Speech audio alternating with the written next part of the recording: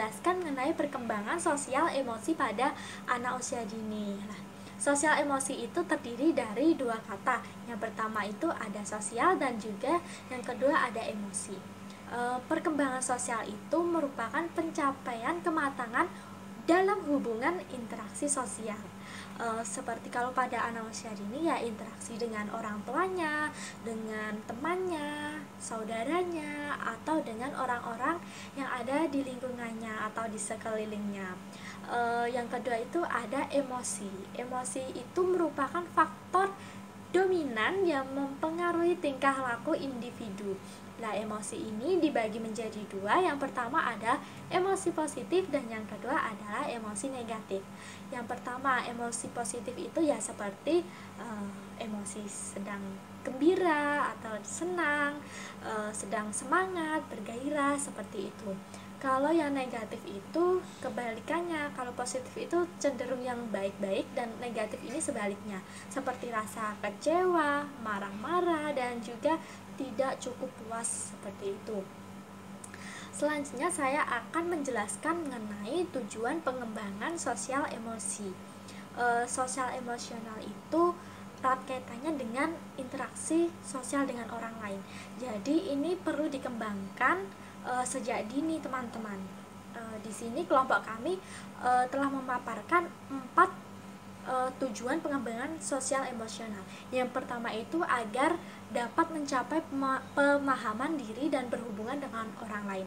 Ini maksudnya pemahaman diri itu anak itu kenal dengan dirinya, bukan hanya mengenal siapa namanya, siapa nama orang tuanya, di mana dia tinggal, dan apa jenis kelaminnya. Bukan hanya itu, tetapi lebih mengarah ke seperti apa yang diinginkan, apa yang dicita-citakan, dan juga apa yang diharapkan.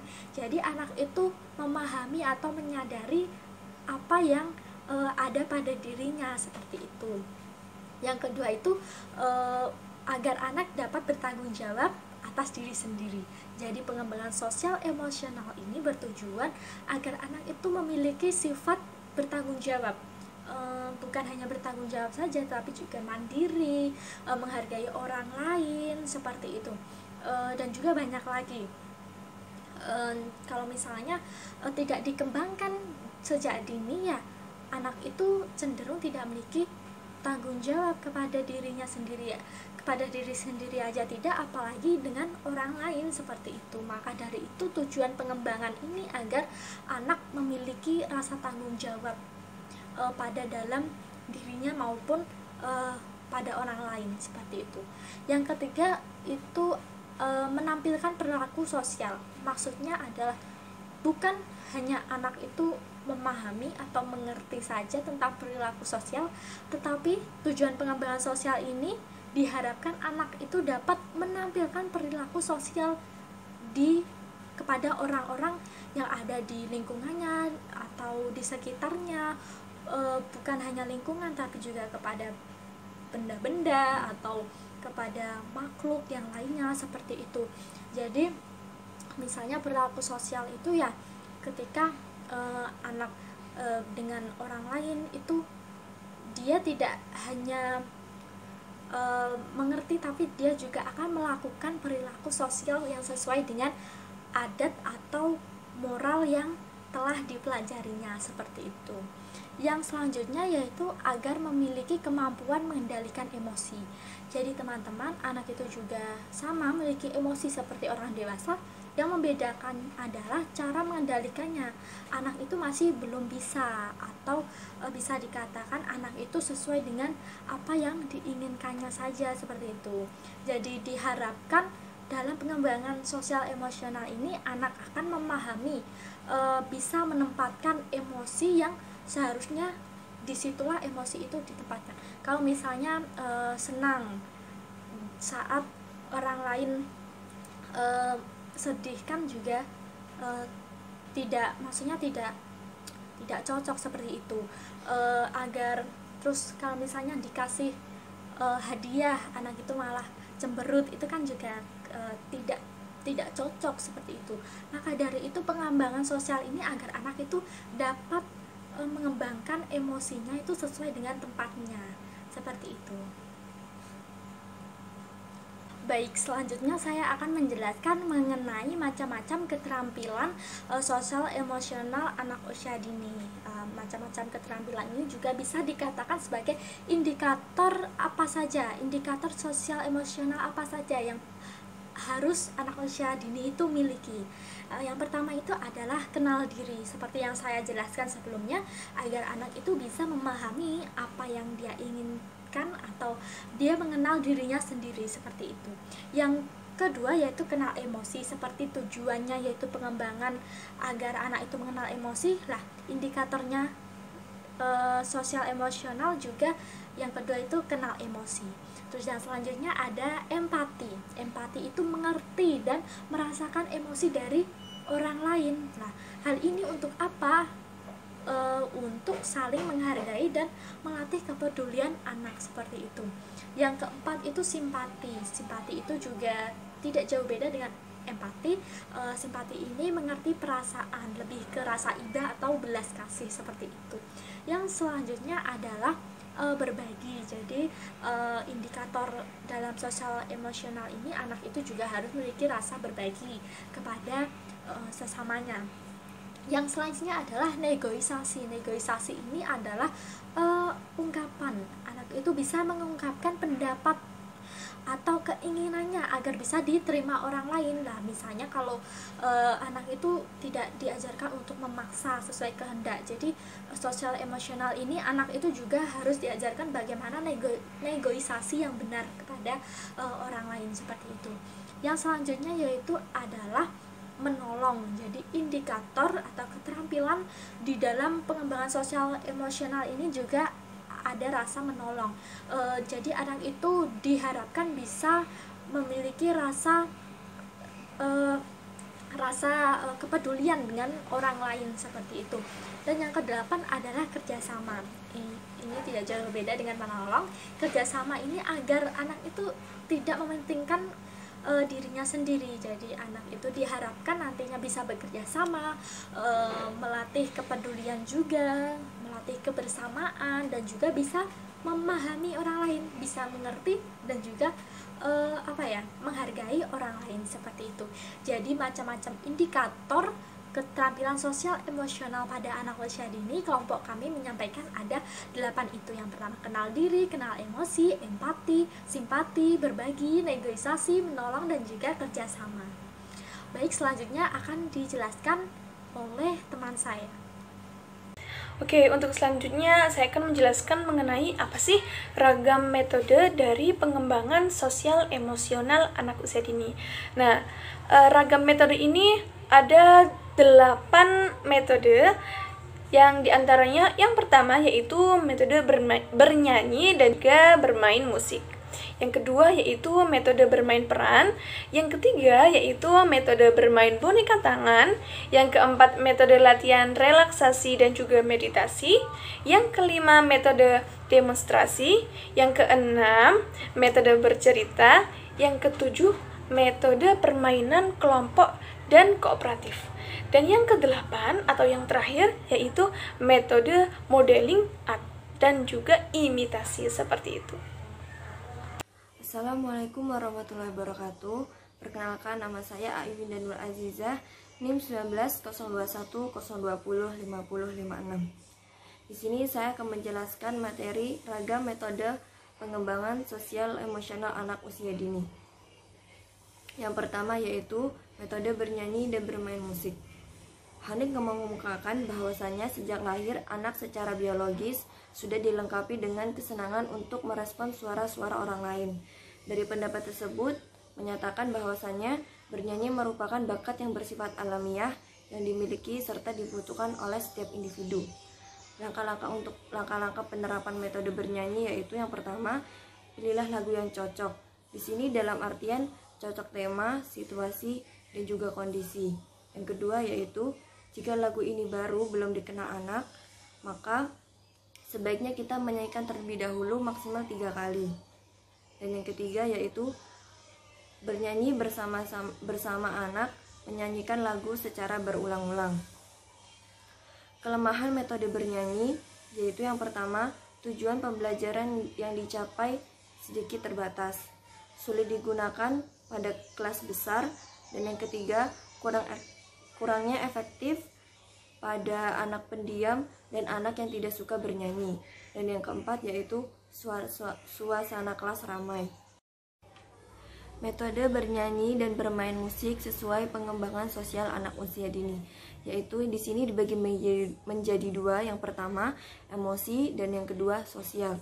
Emosi ini terdapat beberapa, yaitu yang pertama alunan lagu untuk menghilangkan rasa tegang, membuat suasana menjadi menyenangkan. Dan yang kedua, musik dapat memberikan perasaan kepuasan dan juga perasaan nyaman. Yang ketiga, mendorong anak untuk memperoleh kesempatan mengekspresikan dirinya. Dan yang keempat, merupakan media rekreasi yang dibutuhkan anak. Untuk sosialnya, bekerjasama dengan teman-temannya untuk memproduksi musik, menyanyi, menari, dan juga memainkan alat-alat musik. Yang kedua adalah metode bermain peran. Bermain peran adalah aktivitas yang di dalamnya anak tidak perlu merasa cemas. Bermain peran adalah salah satu cara yang berharga untuk terciptanya situasi kehidupan nyata. Metode ini menyediakan lingkungan yang aman bagi anak untuk berimajinasi, bereksperimen dengan perilaku dan keterampilan baru. Dengan anak terlibat dalam peran mereka, maka pembelajaran menjadi bersifat holistik yang mana melibatkan emosi, psikomotor maupun kognitif mereka. Faktor penghambat dalam penerapan metode bermain peran. Yang pertama yaitu sikap anak yang agresif. Sikap agresif ini sangat jarang ditemukan di bawah anak usia 2 tahun. Ketika anak berusia 2 tahun, anak akan menerapkan sikap agresifnya. Contohnya, ketika ada anak yang sedang bermain sendiri, lalu datang anak yang lain yang memaksa mengambil mainan anak tersebut, bahkan menggigitnya. Dan yang kedua yaitu anak tidak patuh atau tidak mau mengikuti aturan. Berdasarkan teori perkembangan sosial, menurut Erik Erikson, sebenarnya perilaku ketidakpatuhan anak usia dini merupakan hal yang wajar dan menjadi proses perkembangan sosial yang harus dilaluinya. Meskipun hal yang wajar, namun tidak boleh dibiarkan begitu saja, karena pada dasarnya pada masa anak usia dini, anak masih membutuhkan bimbingan orang tua dan pendidik. Yang ketiga adalah usia anak masih terbilang dini. Anak usia dini ialah kelompok anak yang berada dalam proses pertumbuhan dan perkembangan yang unik, yaitu pola pertumbuhan dan perkembangan, inteligensi, sosial emosional, bahasa, komunikasi, yang khusus sesuai dengan tingkat pertumbuhan dan perkembangan anak. Dan yang keempat adalah anak cenderung pemalu. Pemalu berarti orang yang mudah merasa. Anak usia dini dapat berbicara langsung di suatu tempat, namun ia tidak bisa berbicara langsung di suatu tempat lainnya. Model seperti ini, anak hanya mau berbicara di rumah, namun ketika di TK atau di sekolah anak tidak mau berbicara. Metode bermain peran sesuai pengembangan sosial emosional anak usia dini. Yang pertama, bermain peran adalah aktivitas yang di dalamnya anak tidak perlu merasa cemas. Yang kedua, dalam kegiatan ini seolah-olah mengizinkan mereka untuk mencetak kesalahan dan mendorong untuk mengambil resiko dan bereksperimen. Yang ketiga, kreativitas dari semua anak dapat bebas melalui aktivitas ini. Yang keempat yaitu melatih interaksi sosial anak terhadap orang lain. Oke, perkenalkan, nama saya Faradila Tina Sanakarim, NIM 190210205063. Jadi di sini saya akan menjelaskan mengenai metode bermain boneka tangan. Nah, perlu diperhatikan teman-teman bahwa metode ini umumnya digunakan ketika kegiatan bercerita. Nah, tujuannya apa sih menggunakan media boneka tangan ini? Tujuannya ialah guna memberikan pengalaman tersendiri bagi anak dalam mendengarkan sekaligus melihat secara langsung bagaimana sih cerita tersebut berlangsung dan dengan diperankan oleh para pemainnya, yaitu para boneka tangan tersebut. Nah, adapun hal-hal yang perlu diperhatikan saat memberikan cerita dengan boneka tangan ini ialah isi cerita harus terkait dengan dunia kehidupan anak. Dan yang kedua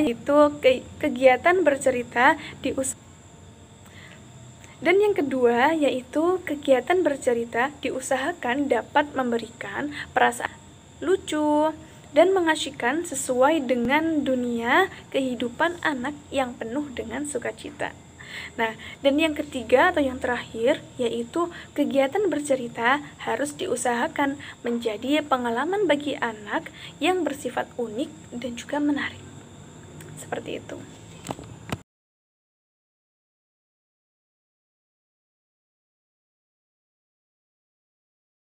Nah, selanjutnya saya akan menjelaskan mengenai hubungan dari bermain boneka tangan dan pengembangan dari aspek sosial emosional anak.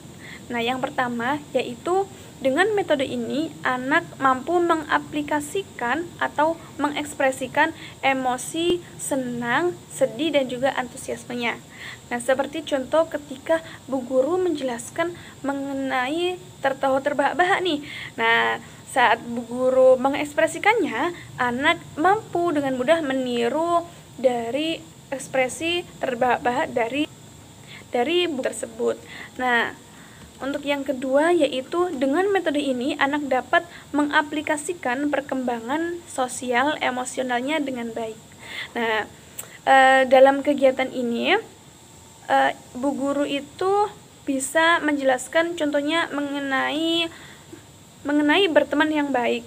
Nah, saat itu juga anak mampu mengaplikasikannya atau mampu mempraktekkan amanat dari cerita tersebut ke kehidupan sosialnya sehingga anak mampu berteman dengan baik. Nah, untuk yang selanjutnya yaitu dengan metode ini anak mampu bertanggung jawab dan dapat mempertanggungjawabkan hasil pekerjaannya dengan banyak ketika Bu Guru membawakan media berupa boneka kucing. Saat Bu Guru bertanya kepada anak-anak mengenai bagaimana suara kucing, apa bulu dari kucing tersebut. Nah, saat itu anak mampu mempertanggungjawabkan jawabannya dengan menyebutkan suara kucing dan warna bulu kucing dengan baik. Seperti itu. Terima kasih. Oke, selanjutnya saya akan menjelaskan mengenai metode relaksasi dan juga meditasi. Metode meditasi sendiri merupakan praktek dari relaksasi yang melibatkan pelepasan pikiran dari semua hal yang menarik, membebani, maupun mencemaskan pada kehidupan sehari-hari. Metode ini memiliki beberapa cara. Caranya yang pertama yaitu bernafas. Bernafas ini dengan cara anak duduk atau di matras. Kosongkan pikiran, kemudian mengajak anak untuk bernafas secara perlahan dan juga dalam. Nah, jangan lupa untuk memberikan contoh terlebih dahulu kepada anak tentang prakteknya. Kemudian yang kedua yaitu mendengarkan. Cara ini bisa dengan menggunakan media berupa musik atau suara aliran sungai atau air terjun atau suara jangkrik, ya suara-suara alam seperti itu. Nah, metode ini dilakukan tetap dalam posisi duduk atau berbaring. Ini akan mendorong anak untuk menjadi tenang dan juga fokus. Kemudian yang ketiga yaitu berekspresi. Berekspresi ini bisa menggunakan cara dengan mewarnai atau menggambar bebas, sehingga anak bisa mengekspresikan emosinya secara bebas, seperti itu. Kemudian yang selanjutnya yaitu bergerak. Nah, bergerak ini bisa dengan cara mengangkat kedua tangan ke depan atau ke atas, atau juga bisa dengan ke bawah dengan perlahan-lahan seperti ini, ke atas, ke depan, ke atas, dan ke bawah. Nah, itu tujuannya untuk mengajak anak merasakan tentang hembusan dorongan angin-angin. Nah, latihan ini bertujuan untuk menenangkan pikiran dan juga meningkatkan konsentrasi. Kemudian yang nomor 5 yaitu berjalan-jalan tanpa menggunakan alas kaki secara perlahan di tempat yang tenang atau sudah disediakan untuk bermeditasi. Seperti itu, terima kasih. Nah, setelah saya menjelaskan mengenai teknik untuk melakukan meditasi kepada anak yang berisi diantaranya ialah bernafas, mendengarkan ekspresi, bergerak atau menggerakkan tangan, kemudian berjalan tanpa menggunakan alas kaki. Sekarang saya akan menjelaskan mengenai apa sih hubungan dari dan meditasi dengan sosial emosional dari anak. Nah, dilansir dari Healthy Children mengatakan bahwa anak-anak yang berlatih meditasi selama 4 bulan, mereka itu mengalami peningkatan pada performa akademis. Itu mereka juga menunjukkan perilaku sosial yang positif, lebih optimis, dan juga tidak mudah stres. Berbeda dengan anak yang tidak pernah melakukan meditasi sama sekali. Mereka itu lebih bersifat agresif daripada anak yang melakukan meditasi atau relaksasi. Seperti itu. Terima kasih. Assalamualaikum warahmatullahi wabarakatuh. Perkenalkan, nama saya Tia Tamtaza, NIM 1902 1020 5064.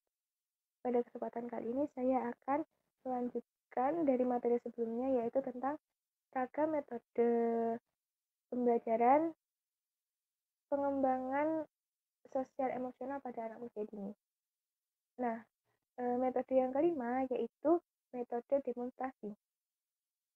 Metode demonstrasi adalah metode pembelajaran yang dilakukan oleh guru dengan memperhatikan atau memperlihatkan kepada seluruh murid tentang cara melakukan sesuatu. Nah, dalam metode demonstrasi ini terdapat beberapa langkah, yaitu langkah yang pertama, persiapan. Nah, pada langkah ini guru melakukan persiapan apa saja yang harus dilakukan atau didemonstrasikan kepada anak dan menyiapkan alat-alat apa yang dibutuhkan untuk melakukan demonstrasi tersebut. Yang kedua yaitu pelaksanaan demonstrasi. Nah, pada pelaksanaan demonstrasi ini terdapat 3 langkah, yaitu yang pertama langkah pembukaan, lalu pelaksanaan, yang ketiga langkah penutup. Lalu langkah selanjutnya yaitu langkah penutup. Nah, langkah penutup ini merupakan evaluasi dari kegiatan demonstrasi yang telah dilakukan. Nah, di sini ada hal yang harus diperhatikan. Yang pertama, persiapan yang matang dari guru. Yang kedua, peralatan atau bahan serta tempat yang memadai. Dan yang ketiga, guru dituntut mempunyai keterampilan khusus dalam melakukan metode demonstrasi ini. Nah, selanjutnya metode demonstrasi sebagai pengembangan sosial emosi pada anak usia dini. Yaitu dengan mengamati secara langsung, murid dapat lebih mudah bagaimana cara melakukan sesuatu pekerjaan yang telah didemonstrasikan dan menciptakan suasana yang menyejukkan dan menghindari suasana yang menegangkan yang terjadi di kelas selama proses pembelajaran berlangsung. Selanjutnya yaitu metode bercerita. Pada metode bercerita, pengertiannya yaitu metode dalam proses belajar mengajar di mana seorang guru menyampaikan cerita secara lisan kepada sejumlah murid yang pada umumnya bersifat pasif. Nah, dari metode bercerita ini terdapat 3 langkah. Yang pertama, langkah persiapan, pelaksanaan bercerita, dan penutup. Sama seperti metode sebelumnya, yaitu di tahap persiapan, guru mulai mempersiapkan apa saja yang akan mereka ajarkan kepada murid, yaitu mempersiapkan buku cerita atau mempersiapkan media untuk bercerita dan sebagainya. Nah, yang kedua pelaksanaan demonstrasi. Nah, dalam pelaksanaan demonstrasi ini guru mulai bercerita tentang apa yang telah disiapkan guru sebelum pada saat tahap persiapan. Nah, yang ketiga penutup yaitu merupakan suatu evaluasi di mana guru mengevaluasi apa saja yang perlu diperbaiki untuk pembelajaran selanjutnya. Di sini ada beberapa hal juga yang harus diperhatikan, yaitu yang pertama, guru sulit mengetahui sampai di mana batas kemampuan murid dalam memahami materi cerita yang disampaikan. Karena di sini para murid cenderung bersifat pasif, jadi guru sulit mengetahui sampai di mana batas kemampuan murid dalam memahami materi cerita. Metode bercerita sebagai pengembangan sosial emosi anak usia dini, yaitu dengan harapan materi cerita yang disampaikan dalam cerita menjadi pelajaran bagi siswa yang baik dan mana yang buruk. Anak dapat mengekspresikan emosi senang, emosi sedih, antusias, dan bisa mengaplikasikan isi pesan atau nasihat dalam kehidupan sehari-hari. Yang selanjutnya yaitu metode permainan kelompok dan bermain kooperatif. Nah, pengertian metode permainan kelompok atau permainan kooperatif yaitu permainan yang melibatkan sekelompok anak di mana setiap anak mendapatkan peran dan tugas masing-masing yang harus dilakukan untuk mencapai tujuan bersama. Nah, pada metode bermain kooperatif ini sebagai pengembangan sosial emosional usia dini yaitu yang pertama mampu bertanggung jawab dan dapat mempertanggungjawabkan hasil pekerjaannya dengan baik. Yang kedua, melatih kerjasama dengan teman-temannya. Yang ketiga, melatih interaksi sosial terhadap orang lain. Jadi dalam metode permainan kelompok dan bermain kooperatif ini, anak dituntut untuk bisa bersosialisasi dengan teman sebayanya dan untuk mengerjakan tugas-tugas masing-masing dan untuk mencapai tujuan bersama. Nah, selanjutnya yaitu pada metode modeling dan imitasi. Teknik modeling atau penokohan menunjukkan terjadinya proses belajar melalui pengamatan atau observational learning. Terdapat orang lain dan perubahan terjadi melalui peniruan. Jadi anak sebagai peniru yang baik, dia akan menirukan dan mengamati apa saja yang ada di sekitarnya dan menirukannya. Nah, metode modeling sebagai pengembangan sosial emosi anak usia dini yaitu berperan sebagai rangsangan pikiran-pikiran, sikap-sikap dan tingkah laku sebagai bagian dari individu yang lain yang mengobservasi model yang telah ditampilkan. Dengan demikian, bahwa dengan menerapkan teknik ini, setiap anak memiliki kesempatan untuk belajar dalam mengubah tingkah lakunya, terutama disiplin anak di sekolah, dan tidak mengulangi kesalahan yang sama dengan melihat dan meniru model atau teladan yang ada di dekatnya, contohnya seperti guru dan orang tuanya. Terima kasih, sekian video presentasi dari saya, kurang lebihnya mohon maaf. Assalamualaikum warahmatullahi wabarakatuh.